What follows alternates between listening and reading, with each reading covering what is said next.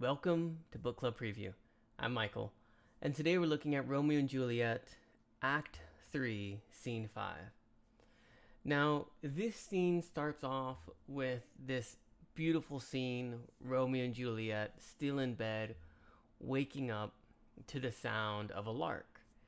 And Juliet's so funny, because Romeo says, hey, I have to go, morning is coming. And Juliet says, no, that's not the lark. It's a nightingale. It's a night bird singing, and it's just tricking you. And stay here. It's still nighttime.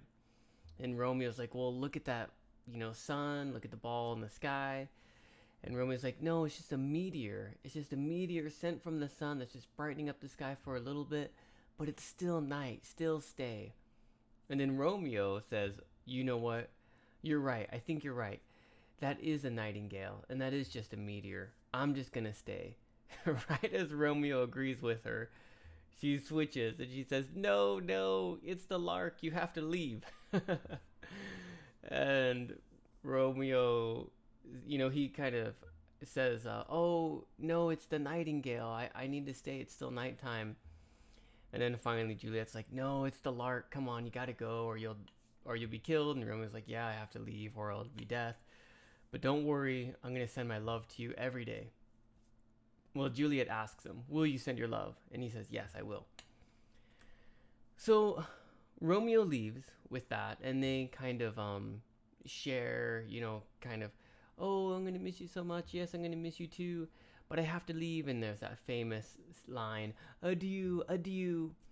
And then he takes off.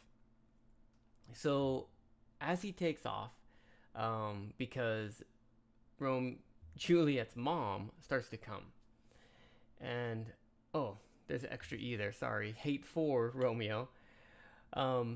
Juliet's mom comes right after Romeo heads out, and Juliet's mom is like, "Hey, are you awake, daughter? I have something to tell you." And Juliet looks a little sad still, and she kind of puts on the waterworks to make it sound like she's still sad for Tybalt. And there's this really interesting back and forth where Juliet's mom says something really terrible about Romeo, and then Juliet agrees to it, but it's a really weird way.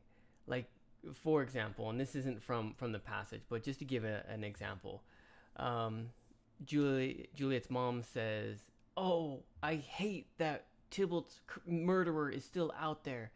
That Romeo is so terrible. And then Juliet would say something like, yes, that Romeo is so terrible that his name causes me pain, that he's so far away that I can't see him or something, right? But it's not that clear, right? She words it in a very tricky way to make it sound like she hates him. But if you look at it another way, she's saying, oh, I hate how he's gone, or I hate how I wish I could see him more, or I think it's so terrible and awful that I can't be with him. Like she, so it's really, really interesting. And I could be wrong, but as I read that passage, it really seems like Juliet is being so incredibly clever as she's expressing these woes about Tybalt, expressing this hate at the situation, but also at the same time agreeing with her mom, but agreeing in a different way, which is really crazy. And that's why I have the question mark there, because it sounds like Juliet hates Romeo to her mom's ears, certainly, but for us, as we read it, we can see how she's kind of tricking and being sneaky. And we can look at that passage or that conversation more if you guys would like to. Finally, Juliet's mom talks about marriage. And marriage, as we know, is not an exciting idea for Juliet.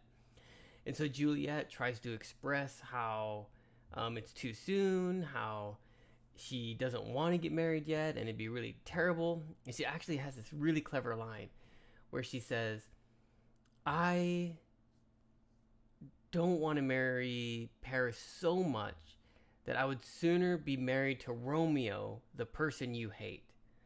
and which she is married already, right, to Romeo.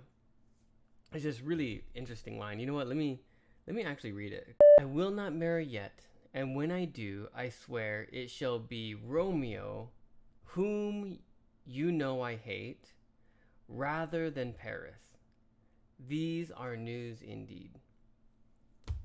Which we know she's already married to Romeo, but the way she words it sounds so extreme. But of course, it's really incredibly clever at the same time. Anyways, Juliet's mom is like, no, there's nothing I can do. You better talk to your father because here he comes.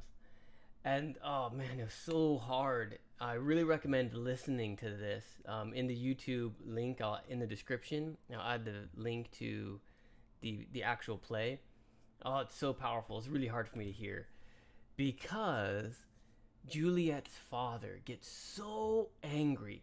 And I mean, he is really angry. He starts saying some really terrible stuff to Juliet, saying how terrible of a daughter she is, how he wish he never had a daughter, and he can't believe how unthankful she is. And if she doesn't marry Paris, then she can go live on the street and she's not his daughter anymore. And he's just going at it and really letting her have it and telling her how terrible she is.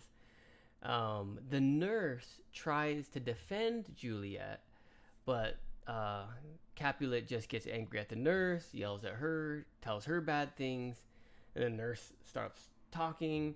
Juliet tries to share her thoughts and feelings, but her dad's not hearing it.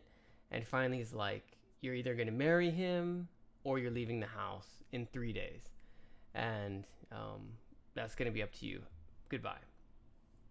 He leaves. Juliet asks her mom, please help me. Please talk to dad. Give me a week. Give me a month. Whatever you can do. And Juliet's mom says, I'm not going to help you. I don't want to hear anything you're going to say. You're on your own. And Juliet's mom takes off. Oh, so then it's just Juliet and the nurse. And Juliet says, nurse, do you have any recommendation for me? Any counsel? And the nurse says, maybe you should marry Paris. Romeo's as good as dead. And you'll probably be happier marrying Paris anyways. So just get married to Paris and forget Romeo.